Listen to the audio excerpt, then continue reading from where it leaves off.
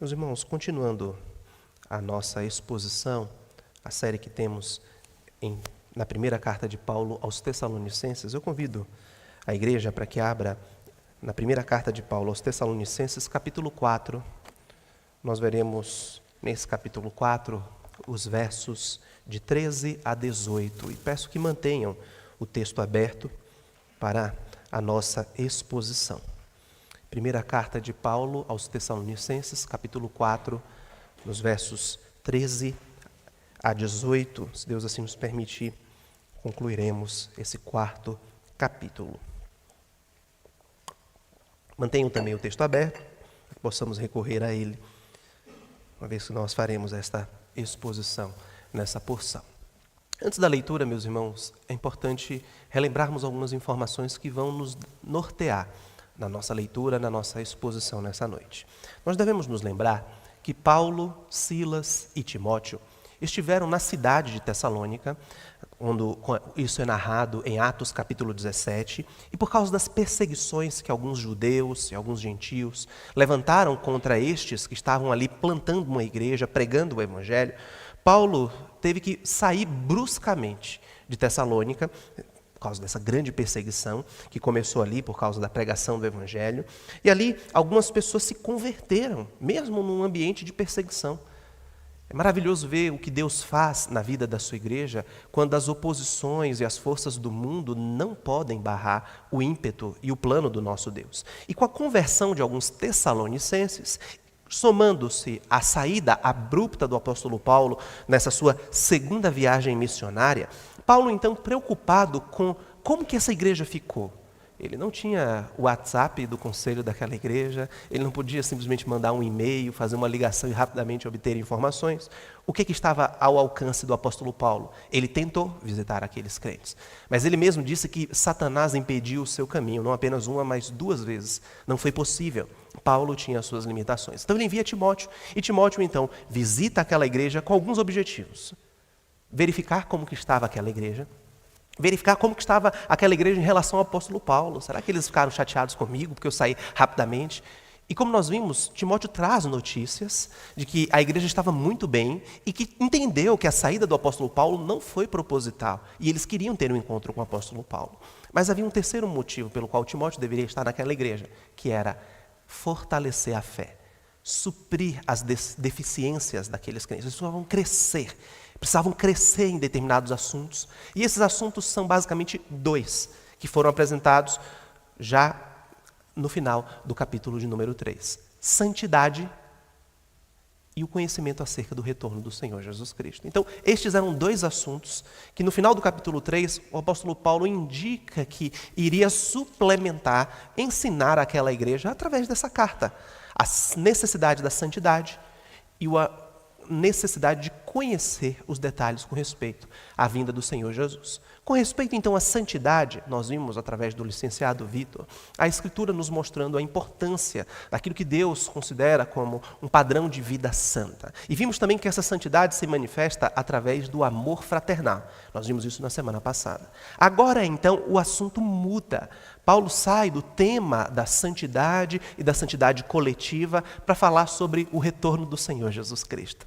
Agora, meus irmãos, nós entramos em um dos assuntos mais fascinantes, mais difíceis, daqueles que muitas vezes nos fazem ter medo, que são as informações com respeito às últimas coisas, os últimos tempos, o fim de todas as coisas. Nós precisamos obter informações preciosas. E o apóstolo Paulo, então, começa a tratar desse assunto chamado de escatologia, algo que o apóstolo João ampliará de uma forma ainda muito maior no seu livro chamado Apocalipse, que deveria ser uma carta circulando pelas igrejas da Ásia Menor. Aqui Paulo direciona para uma igreja, a igreja de Tessalônica, porque Paulo obteve informações acerca de Timóteo, de que eles estavam tristes, desanimados, por uma má compreensão sobre o retorno do Senhor Jesus Cristo. Então, meus irmãos, é sobre isso que nós vamos encontrar nessa noite. Paulo ensinando os crentes em Tessalônica, corrigindo-os de uma visão errada sobre o retorno do Senhor Jesus Cristo, para promover consolo àqueles crentes. Observem então essa leitura e mantenham o texto sagrado da palavra de Deus, a partir do verso 13, quando Paulo nos diz assim: Não queremos, porém, irmãos, que sejais ignorantes com respeito aos que dormem, para não vos entristecerdes como os demais, que não têm esperança. Pois, se cremos que Jesus morreu e ressuscitou, assim também Deus, mediante Jesus, trará em sua companhia os que dormem. Ora, ainda vos declaramos por palavra do Senhor isto: nós, os vivos, os que ficarmos até a vinda do Senhor, de modo algum precederemos os que dormem. Porquanto o Senhor mesmo, dada a sua palavra de ordem, ouvida a voz do arcanjo e ressoada a trombeta de Deus, descerá dos céus, e os mortos em Cristo ressuscitarão primeiro. Depois nós, os vivos, os que ficarmos, seremos arrebatados juntamente com eles, entre nuvens, para o encontro do Senhor nos ares, e assim estaremos para sempre com o Senhor. Consolai-vos, pois, uns aos outros com estas palavras. Vamos orar mais uma vez. Pai, nós suplicamos que o efeito consolador destas palavras, que foram escritas por Paulo há milhares de anos atrás, surta o mesmo efeito, consolando os nossos corações quanto à bendita esperança que nós temos do retorno do nosso Salvador. É o que nós pedimos, Pai, em nome do nosso Senhor e Salvador Jesus Cristo. Amém. Meus irmãos, todos nós aqui compartilhamos de uma mesma experiência, a experiência de sofrermos com a perda de uma pessoa querida. Essa é uma das experiências mais desagradáveis, da qual eu sei que todos nós aqui nessa noite já compartilhamos. Ambos, todos, já perdemos. Perdemos familiares, alguns já perderam filhos, alguns já perderam mãe, pai, avós, melhor dizendo. Todos nós, de alguma maneira, já sofremos, meus irmãos, com as marcas da perda, do luto, do passamento dos nossos queridos. E esse texto quer que nós entendamos que existe uma maneira correta, uma maneira adequada com que o crente deve olhar para a morte. Não que a morte vai deixar de fazer-nos sofrer, mas existe uma correta expectativa, uma correta perspectiva pela qual nós precisamos entender a morte. É por isso que o texto de hoje, meus irmãos, quer nos ensinar como ser consolados pela esperança do encontro com Cristo.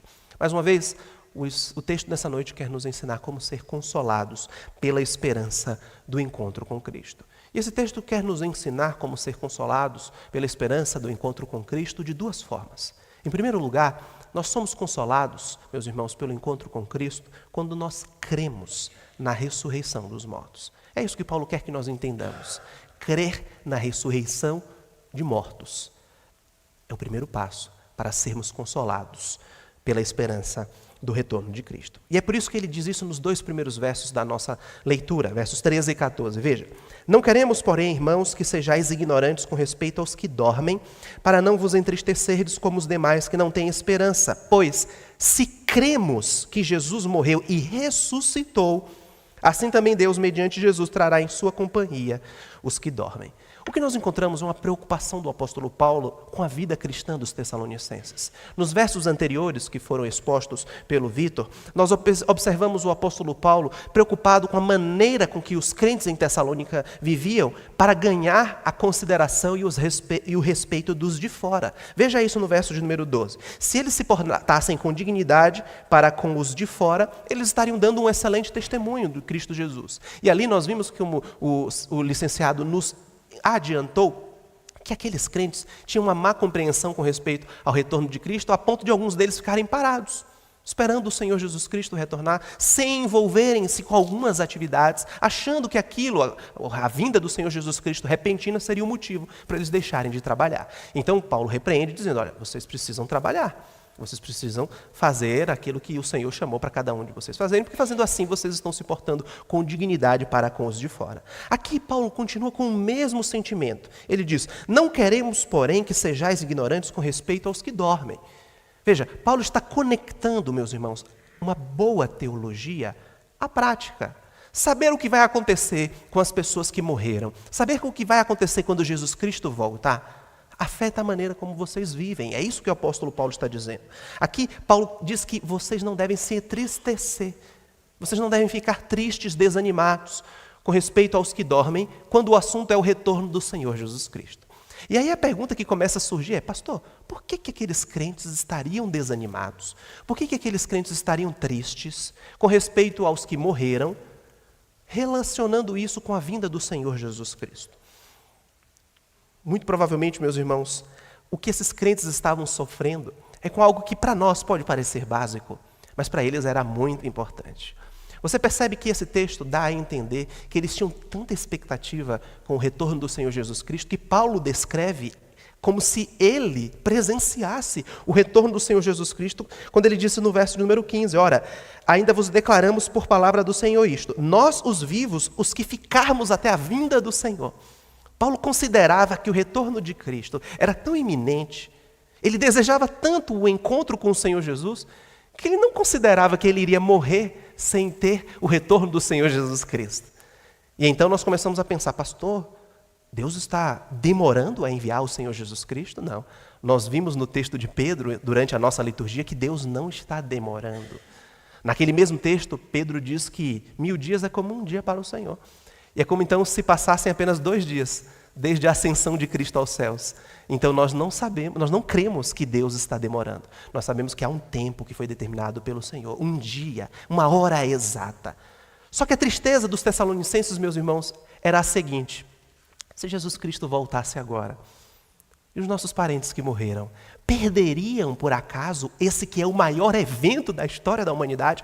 Então, o que justifica a tristeza? O que explica a tristeza dos Tessalonicenses em relação à vinda do Senhor? Eles estavam tristes porque eles receberam o Evangelho, a pregação evangelística do apóstolo Paulo alcançou os corações, eles estavam tão desejosos e criam com tanta fé que Jesus Cristo estava por vir, que eles estavam preocupados com aqueles que morreram, que poderiam deixar de acompanhar esse retorno. É como se ele dissesse: Paulo, nós que estamos vivos temos uma vantagem, porque Jesus Cristo vai voltar, nós vamos ver Jesus voltar, nós vamos encontrar aquelas coisas maravilhosas que você já nos ensinou, o toque da trombeta, Jesus descendo das nuvens. E os que morreram? É como se eles dissessem: Paulo, olha, minha vozinha, ela creu em Cristo, mas ela acabou falecendo. Ela vai perder o maior evento da história da humanidade, da era cristã. E meu pai, Paulo, meu pai foi um diácono temente ao Senhor, mas ele está morto. É possível então que ele perca e nós vivos tenhamos vantagem em relação aos que dormem? Veja que Paulo utiliza uma linguagem eufemística. Paulo está falando de pessoas mortas, porque na visão pagã de muitos que viviam em Tessalônica, a morte, meus irmãos, era visto como uma miséria. A morte era o decreto do fim da realidade, do fim da experiência humana. Então Paulo, muito pastoralmente, confronta uma visão pagã acerca da morte, dizendo: olha, não é bem assim. Vocês não têm motivos para ficarem tristes com a possível perda do maior evento de todos os tempos, porque aqueles que morreram não perderão o maior evento de todos os tempos, de todas as épocas. Paulo quer nos mostrar aqui, meus irmãos, que nós podemos enxergar a morte não como algo ruim, há uma maneira correta, uma perspectiva reorientada que Deus nos concede com respeito à morte. E como que nós podemos enxergar a morte, meus irmãos? Paulo usa essa linguagem leve justamente para mostrar que a morte não é esse grande inimigo, porque ele já foi vencido pelo Senhor Jesus. Ele é o último inimigo que todos nós enfrentaremos. Mas como a conversão dos Tessalonicenses era muito recente, Paulo sabia que a morte ainda influenciava a perspectiva daqueles crentes. Trazia desesperança, trazia sofrimento, mas acima de tudo eles estavam preocupados com os seus amados que poderiam de alguma forma perder o maior evento de todos os tempos. E é por isso então que Paulo está dizendo: olha, não quero que vocês fiquem ignorantes com respeito aos que dormem, para que não vos entristeçam como os demais que não têm esperança, os gentios, literalmente os forasteiros, os fora da família da aliança. Por quê? Por que nós somos consolados com a esperança do retorno do Senhor Jesus Cristo? Porque nós cremos na ressurreição dos mortos. Então, é um fundamento da fé cristã. Nós cremos que mortos ressuscitam. Nós não estamos falando de zumbis, nós não estamos falando de uma fábula, nós não estamos falando de uma probabilidade, nós estamos falando de um evento que está sob o domínio do Senhor, que irá acontecer fatalmente. Mas pastor, como que nós cremos nisso com tanta veemência? Paulo diz: porque foi isso que aconteceu com o Senhor Jesus. Verso 14. Pois, se cremos que Jesus morreu e ressuscitou, assim também Deus, mediante Jesus, trará em sua companhia os que dormem. Paulo conecta a teologia correta, sadia, sobre o fundamento da nossa fé, que é a morte e a ressurreição do Senhor Jesus, como algo para dar consolo àqueles crentes. Se você crê que Jesus ressuscitou, morreu e ressuscitou, assim também Deus vai fazer contigo. Perceba que, meus irmãos, ter uma boa teologia, ter um bom conhecimento bíblico, muda completamente a nossa vida, a ponto de ser o meio pelo qual nós temos um encontro real com o Senhor Jesus. Nós precisamos crer no Senhor Jesus Cristo. Esse é um fundamento para aqueles que estão dando seus primeiros passos na fé cristã. Afirmarem que Jesus Cristo morreu e ressuscitou. E Paulo diz, se você crê que Jesus morreu e ressuscitou, Deus também trará em sua companhia aqueles que creem em Cristo, morto e ressurreto. Perceba que crer leva a operação sobrenatural que o Senhor fará com todos os crentes. Basta você crer, basta você crer. A salvação está abertamente ou disponível àqueles que creem. Se nós com a boca confessarmos que Jesus Cristo é o nosso Senhor, que Ele morreu e ressuscitou, Ele vai fazer aquele mesmo ato sobrenatural que o Senhor operou em sua vida, a ressurreição da morte. E é por isso então que Paulo diz, Deus, mediante Jesus, trará em sua companhia os que dormem. Veja que a relação entre Jesus e os que nele creem é tão estreita que basta crer na sua ressurreição. E isso vai implicar no seguinte resultado, ser ressurreto também. Quem crê que Cristo ressuscitou, sofrerá essa mesma ação sobrenatural e poderosa. Isso está disponível não apenas a Cristo, Paulo está dizendo, isso está disponível aos seus seguidores, aqueles que creem no Senhor Jesus. Em outras palavras, há uma diferença fundamental e decisiva entre ter uma atitude tipicamente mundana, pagã em relação à morte e uma atitude cristã.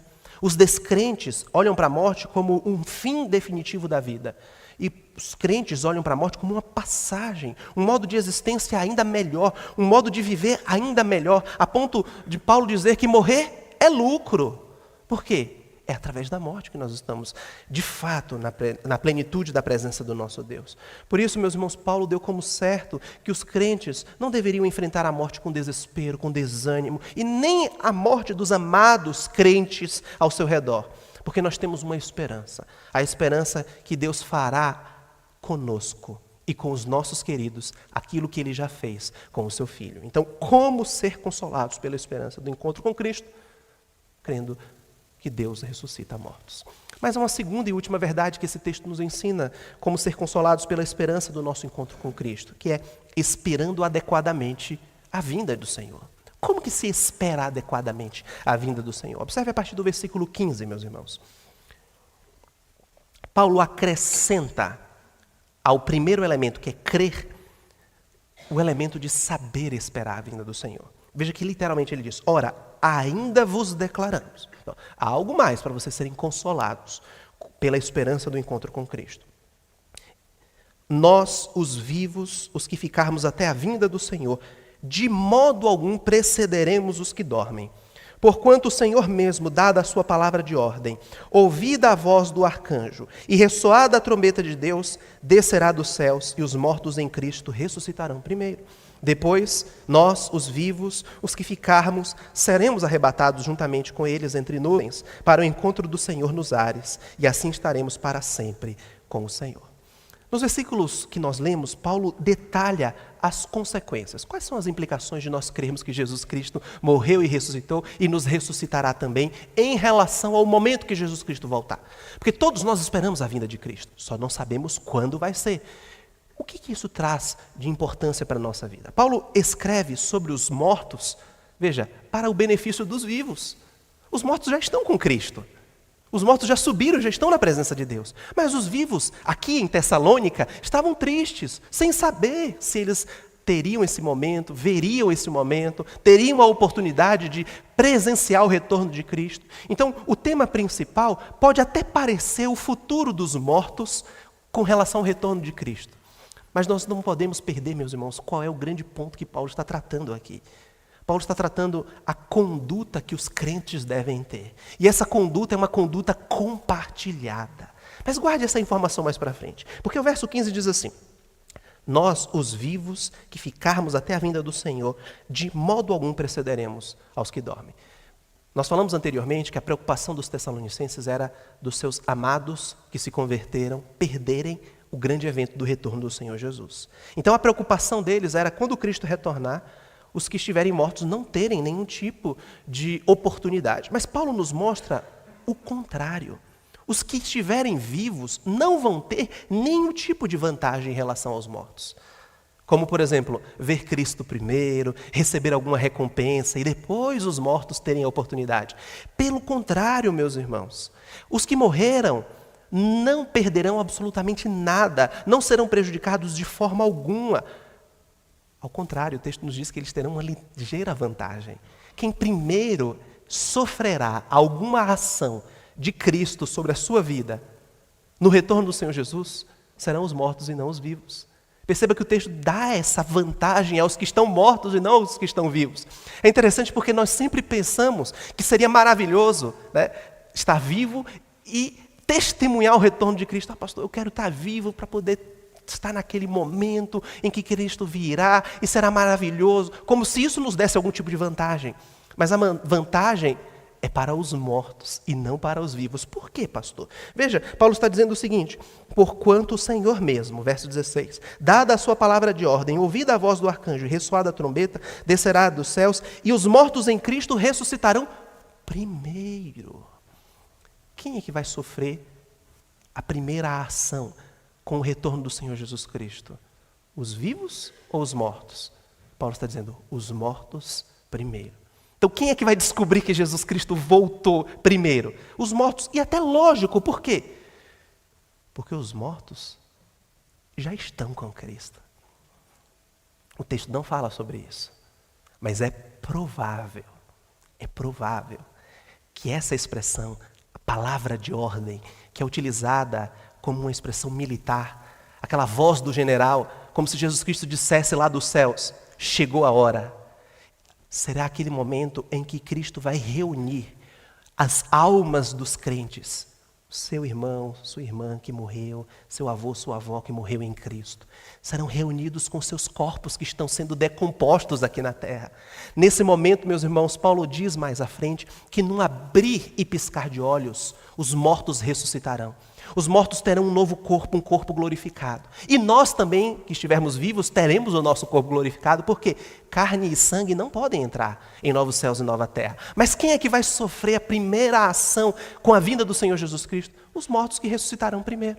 Então, Paulo está dizendo justamente essa realidade. Eles vão ser beneficiados pelo fato de já estarem mortos. É por isso que eles ressuscitarão primeiro. E só então, os que ainda estiverem vivos serão arrebatados com o Senhor Jesus Cristo. Então, esses detalhes associados à descida do Senhor trazem imagens muito impressionantes para nós. A palavra de ordem, como eu falei, que é um termo militar que recorda justamente a autoridade que Jesus Cristo tem. Ele é o Senhor dos exércitos. Nós lemos sobre isso porque o Antigo Testamento já prenuncia a autoridade de Cristo sobre a terra há muito tempo. No Salmo 24, o salmista diz, quem é o Rei da Glória? O Senhor dos exércitos. Portanto, levantai, ó portas, as vossas cabeças, saudem Jesus Cristo, porque Ele é o Rei da Glória. Quem é esse o Rei da Glória? O Senhor dos Exércitos. Ele é o Rei da Glória. Então, o Senhor é apresentado como um chefe, como uma autoridade. É um termo militar que aponta para essa autoridade que Jesus Cristo tem sobre todas as coisas. Ele pode dar a palavra de ordem, dizendo, chegou a hora. É agora. Vamos lá consumar todas as coisas nesse universo criado por Deus. O texto fala também do som da trombeta. Na Escritura, o som da trombeta tem muitos significados. O som da trombeta era o toque da vitória. O som da trombeta era o toque para reunir os guerreiros. O som da trombeta é representado pelos profetas menores como o toque para reunir os exilados que foram escravizados para poderem retornar para Jerusalém. Então, ouvir a trombeta geralmente era um sinônimo de algo bom. Ou que a guerra vai começar, o que não é muito bom, mas o que a vitória foi dada por Deus, o que é algo maravilhoso, ou porque chegou a hora de voltar para casa. É o toque da trombeta que conduziu o povo exilado de volta a Jerusalém. O texto fala também sobre as nuvens. Em toda a antiga aliança, nós encontramos as nuvens representando quem? O próprio Deus. Nós encontramos nuvens durante o Êxodo, cobrindo o povo daquele sol escaldante no deserto. No Sinai, nós temos nuvens representando a presença do Senhor quando Deus deu a sua lei a Moisés. Na ascensão de Cristo, meus irmãos, Jesus Cristo foi visto subindo até as nuvens. A nuvem é uma simbologia da presença do Senhor de forma perceptível. Está distante de nós, mas está visível a nós. Assim, então, Paulo utiliza essas três imagens, uma imagem militar, uma imagem do toque da vitória e também daquilo que representa a presença do Senhor, reunidos em um cenário só, a vinda do Senhor Jesus Cristo. Então, tanto vivos quanto mortos, o texto diz, serão reunidos com Cristo. Isso aqui se chama o quê? Arrebatamento. Mas pastor, pera lá.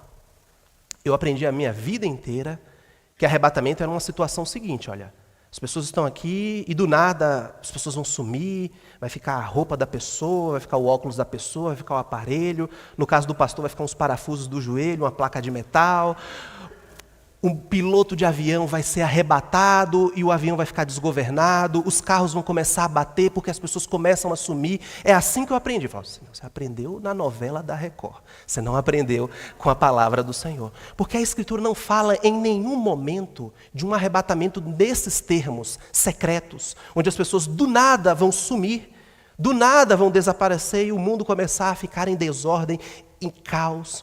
Talvez seja a influência, meus irmãos, de algumas obras de ficção. Uma delas, chamada Deixados para Trás, de um autor americano chamado Tim LaHaye. Na minha infância eu li essa série e eu morria de medo. Eu ficava desejoso, meu Senhor, eu quero estar com aqueles que vão sumir, porque a obra dizia que por 7 anos as pessoas vão ficar aqui na terra sob o poder do anticristo, e aí a igreja vai ficar perseguida. Eu orava, meu Senhor, eu quero estar com os que vão sumir. Depois, tendo contato com a Escritura, é que eu percebi que aquilo era mera ficção. Mas pode ser que você ainda tenha resquícios dessa compreensão, de achar que arrebatamento diz respeito ao sumiço repentino, inesperado das pessoas. Mas não é isso que o texto está nos dizendo. O texto quer nos ensinar, meus irmãos, primeiro, o consolo que nós temos com a vinda do Senhor Jesus Cristo, sobretudo para aqueles que já morreram.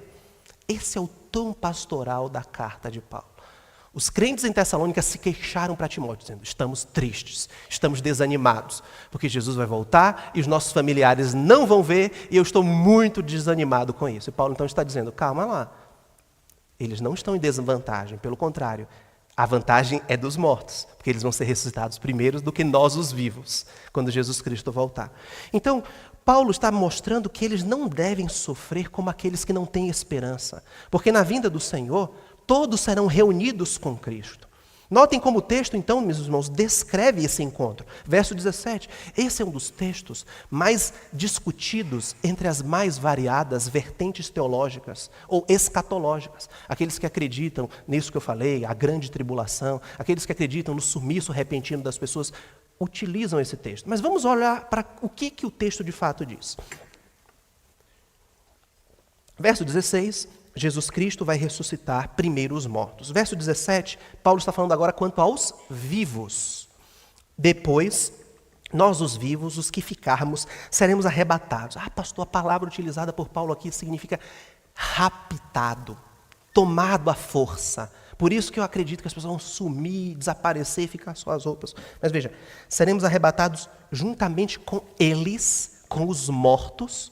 Tá? Então, esse eles aqui está relacionado ao verso 16, os mortos. Então, os vivos vão ser arrebatados juntamente com os mortos entre nuvens para o encontro do Senhor nos ares, e assim estaremos para sempre com o Senhor.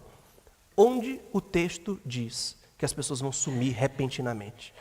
O objetivo do apóstolo Paulo aqui, meus irmãos, não é descrever com detalhes o que vai acontecer na vinda do Senhor Jesus Cristo. É isso que nós temos que fazer, respeitar o propósito do texto.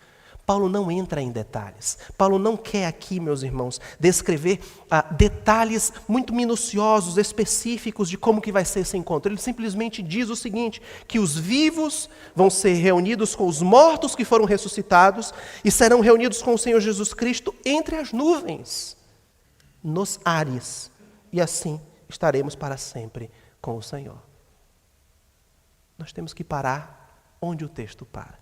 O objetivo de apresentar essa ascensão, essa subida aos céus, tanto dos mortos quanto dos vivos, tem apenas um objetivo: dizer que todos eles vão se encontrar com Jesus. E é isso que importa.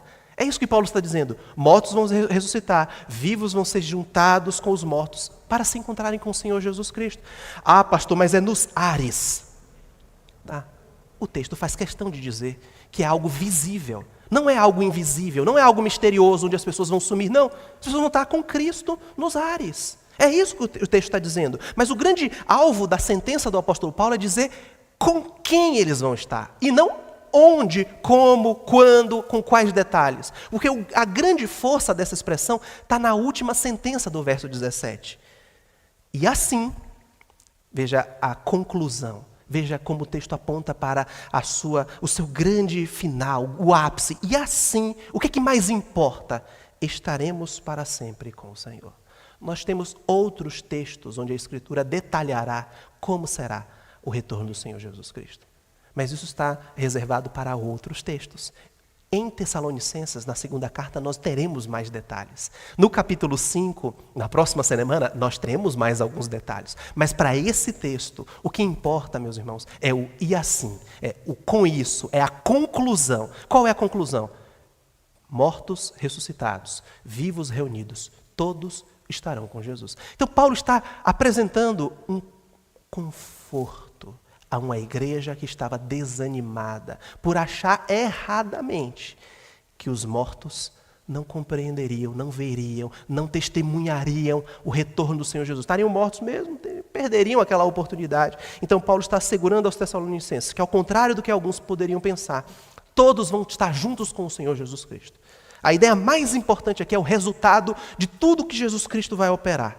Eles vão estar com Cristo, e não apenas por um momento, veja o texto diz, para sempre com o Senhor. Ah, pastor, mas eu também aprendi que o destino eterno da igreja não é ficar nos ares. O destino eterno não é subir ao céu. Aprendi até aqui na igreja que o texto sagrado da palavra de Deus fala de novos céus e nova terra. Claro, o texto de Pedro fala sobre isso, que nós lemos em nosso culto. Apocalipse, nos seus últimos 2 capítulos, falam sobre isso. Mas o que precisamos entender é que Paulo tem uma questão realmente importante aqui, que não é da localização do nosso destino eterno, mas o objetivo do nosso destino eterno. Mais uma vez, a preocupação do apóstolo Paulo não é dizer onde você vai passar a eternidade, mas é com quem você vai passar a eternidade. Por isso que crentes não devem ficar brigando. Nós temos uma perspectiva teológica. Nós sabemos como Jesus Cristo, biblicamente, reunirá os seus. Não é nada secreto. Pelo contrário, é tudo visível. Trombeta tocando é para todo mundo ouvir. Todo olho verá, toda língua confessará, todo joelho se dobrará. É porque é algo de domínio público mesmo. Jesus não quer ocultar e esconder a sua vida para ninguém. Mas isso está em outros textos. Aqui, o que nós temos de importante é a preocupação do apóstolo Paulo. E assim estaremos para sempre com o Senhor. Era assim que os crentes em Tessalônica eram confortados, de que os mortos estariam para sempre com o Senhor, assim como aqueles que estiverem vivos no momento do retorno do Senhor Jesus Cristo. Portanto, meus irmãos, nós temos aqui uma grande aplicação nesse texto, antes de nós terminarmos. O que nós encontramos nesse texto? O propósito principal do apóstolo não foi responder a todas as perguntas que os tessalonicenses tinham, as dúvidas com respeito ao futuro. Paulo estava preocupado em encorajar, em consolar os crentes. E a pergunta que surge, meus irmãos, eu peço um pouquinho da sua atenção para a gente poder concluir com o desafio que esse texto tem para o seu coração essa noite. Como anda o meu papel como um encorajador dos crentes? É para lá que esse texto quer te levar. O desafio que esse texto te faz nessa noite é: quais são os assuntos que potencialmente mais desanimam os meus irmãos nessa igreja, ou os meus irmãos fora dessa igreja, em outras igrejas, nestes dias? Naquele tempo, o que mais desanimava os crentes era a preocupação o que aconteceria com os mortos no retorno do Senhor Jesus. Hoje, você precisa se perguntar: o que tem o poder de mais desanimar, mais tirar a esperança de um irmão em 2023? Seria, por exemplo, o desempenho do governo em relação a assuntos econômicos? Seria o avanço da agenda progressista e as suas pautas, assuntos de gênero, homossexualidade, feminismo? Seria a falta de representantes genuinamente cristãos na política, ou não somente na política, mas na medicina, na limpeza urbana, na sala de aula, na justiça, onde quer que seja? Na época de Paulo, meus irmãos, os tessalonicenses achavam que a morte era o fim da existência humana. E essas crenças equivocadas penetrou a igreja, trazendo desânimo e desesperança. Quais são as visões equivocadas que nós temos, não apenas sobre a morte, mas sobre qualquer assunto que tem trazido desânimo e desesperança? Nós poderíamos passar a noite inteira aqui listando alguns itens. Pastor, eu não fico preocupado com relação ao que vai acontecer com os mortos quando Cristo voltar, mas eu fico muito preocupado como que vai ser o Brasil daqui a 10 anos. Como que vai ser a escola, como que vai ser a criação do meu filho, como que vai ser a economia, como que vai ser a liberdade religiosa. Veja, nós poderíamos passar a noite inteira listando alguns itens, mas esse texto estabelece uma única direção. E é a direção que é suficiente para trazer o que esse texto quer trazer no seu final. Veja o verso 18. Consolai-vos, pois, uns aos outros com estas palavras. Como você sai daqui nessa noite consolado? Como você sai daqui desafiado com o papel de consolar outros irmãos que têm preocupações que são legítimas, ou algumas que não são legítimas, com a palavra de Deus? Eu quero propor aqui, meus irmãos, o caminho que o apóstolo Paulo fez. Paulo ofereceu uma boa teologia. Oferecer a Escritura é o único caminho para confortar e encorajar irmãos que estão desanimados por uma visão errada da vida, por uma visão errada da política, por uma visão errada da morte, por uma visão errada do que quer que seja. O único caminho para confortar e consolar crentes desanimados, legitimamente ou não, é fornecer a esses crentes a Escritura. E como que Paulo fez isso? E como que nós devemos fazer? Paulo pavimenta aqui um caminho prático para nós. E quais são os caminhos de Paulo? Primeiro, Paulo apontou que o nosso futuro é ter um relacionamento eterno com Jesus. Então, qualquer que seja o seu problema, que está aqui comigo nessa noite, ouvindo essa palavra, você que nos acompanha pela internet, eu não sei como que você entrou aqui. Como está o seu coração em relação à preocupação financeira, da sua saúde, da sua família, da conversão daquele irmão amado que se desviou da palavra do Senhor. Qualquer que seja o seu problema, qualquer que seja o seu desânimo, qualquer que seja a sua desesperança, os seus anseios, as suas preocupações, saber que o seu futuro é ter um relacionamento eterno com Cristo é suficiente para te dar esperança. Então esse é o caminho que Paulo faz para nós. O problema dos Tessalonicenses pode ser muito simples para você. Eu não tenho dificuldade com escatologia, pastor. Mas eu tenho uma dificuldade com um assunto tal. Não importa qual é o seu problema.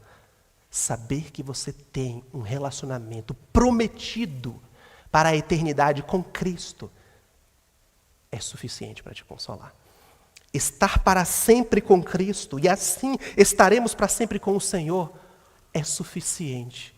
Não apenas para você ser consolado, mas você está equipado para ajudar outras pessoas. Porque a ordem de Paulo no verso 18 é: consolai-vos uns aos outros com estas palavras. Você que me ouve nessa noite, sai daqui com um desafio, com uma obrigação de saber consolar quem quer que seja, com qualquer problema que seja, por mais difícil que seja, com estas palavras. E que palavras são essas? Em primeiro lugar, nós temos uma promessa de um futuro com o Senhor Jesus Cristo. E aí esse mesmo Paulo vai dizer aos romanos que nem a morte, nem a vida, nem anjos, nem principados, nem as coisas do presente, nem do povo, nem criatura alguma poderá nos separar do amor de Deus que está em Cristo Jesus. Nós temos uma promessa de estar com Cristo. Isso faz com que nós tenhamos um corpo glorificado. Nós vamos aprender sobre isso. Seu joelho não vai doer mais. Seu quadril não vai doer mais, sua coluna não vai doer mais. Você tem a promessa de um futuro relacionamento com Cristo, com um corpo glorificado. E aí a gente começa a somar as bênçãos, o privilégio de ter um relacionamento mais próximo, mais rico, mais completo com o Senhor. Por isso que Paulo dizia que era muito melhor estar com Cristo. Nossa experiência atual, meus irmãos, em nossas palavras, deve ser um entendimento de que nós experimentamos aqui apenas uma amostra do que nós experimentaremos na plenitude da presença do Senhor. Mas Paulo continua nos ajudando na tarefa de consolar-nos e ajudar outras pessoas, pavimentando um segundo caminho. Além de apontar o relacionamento eterno que nós teremos com Cristo, ele quer nos dizer que a morte não é o fim, mas apenas uma transição. Qualquer que seja o problema que você tem, pastor, eu estou com um câncer terminal. O médico me deu 2 dias de vida. Você tem um futuro que o câncer não pode interromper com o Senhor Jesus Cristo. Mas você precisa entender que esse câncer é a transição para você ter um encontro com o Senhor. Veja, Paulo quer que nós encontremos conforto com a afirmação de que a morte não é o fim. Não é um ponto que encerra uma grande fase, a melhor fase da nossa vida, como muitas vezes nós pensamos. Quando um jovem morre, geralmente a gente pensa assim, né?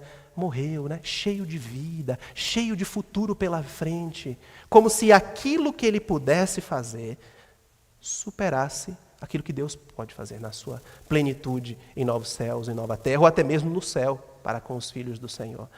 Pastor, dessa forma que o Senhor está falando, o Senhor está tratando a morte como se não tivesse nenhum tipo de impacto. Veja, meus irmãos, nós temos que sofrer, e a Bíblia fala que nós precisamos sofrer uns com os outros, chorar com os que choram, mas a forma como nós sofremos deve ser qualitativamente diferente daqueles que não têm esperança. Os ímpios que não conhecem ao Senhor sofrem de um jeito diferente daqueles que sofrem os que conhecem ao Senhor. O que Paulo está proibindo aqui não é a dor, meus irmãos, mas é uma dor sem esperança. Paulo está proibindo uma dor sem esperança. O crente sofre, dói, machuca, mas isso não tira a sua esperança. Essa é a segunda verdade que Paulo quer nos ensinar na prática. Morte não é o fim. Mas há uma última verdade que Paulo quer nos equipar para consolar mutuamente, que é o que nós sabemos e acreditamos sobre o futuro, muda e molda a forma como nós vivemos no presente. Então, o que é que Paulo está dizendo para os Tessalonicenses? Olha, não se entristeçam no presente, porque no futuro, quando Jesus voltar, os crentes vão ressuscitar. Então, a forma como nós vivemos no presente deve ser moldada pela perspectiva que nós temos do futuro. E qual é o futuro que nós temos, meus irmãos? Esse texto nos convida a experimentar as promessas que nós temos para o futuro. Uma das promessas não é muito agradável, é enfrentar a nossa própria mortalidade. Há um autor que diz: todo mundo quer ir para o céu, mas ninguém quer morrer. E essa é uma realidade. Eu quero morrer dormindo, né? A gente fala, né? Eu quero dormir aí na minha cama, abrir os olhos, acordar, estou no céu, Jesus, Paulo, que bênção. Nós não sabemos se assim será. Mas esse texto nos convida a perguntar até que ponto o nosso pensamento e o nosso comportamento sobre a morte são motivados pelo medo que nós temos da morte, da negação. Não, pastor, não fala nem disso. Vamos mudar de assunto. Eu não gosto nem de ouvir falar nessa palavra. Aquelas expressões que por vezes nós tentamos ajudar e mais atrapalhamos as pessoas que sofrem. Vai ficar tudo bem, vai passar logo. Se Deus quiser, e Ele quer, você vai ser curado. Isso não funciona, meus irmãos. Isso não funciona. Nós sabemos que tem vezes que nem tudo dá certo. Nem sempre tudo vai ficar muito bem. Paulo, nessa noite, através desse texto, nos oferece uma oportunidade de decidir se realmente nós acreditamos no que a Escritura nos diz, que a morte, para nós, é uma vitória. Tragada foi a morte. Morte, onde está a tua vitória? Onde está o teu aguilhão? Cadê a sua recompensa, morte, de nos afastar de Deus? Não, Paulo diz, em Cristo a morte nos leva para Deus. Ele venceu a morte. Então, não é fácil lidar com assuntos difíceis, pensar sobre a morte, relembrar pessoas amadas que partiram. Mas a boa notícia que esse texto nos dá é que nós não podemos e não precisamos enfrentar a realidade da morte sozinhos.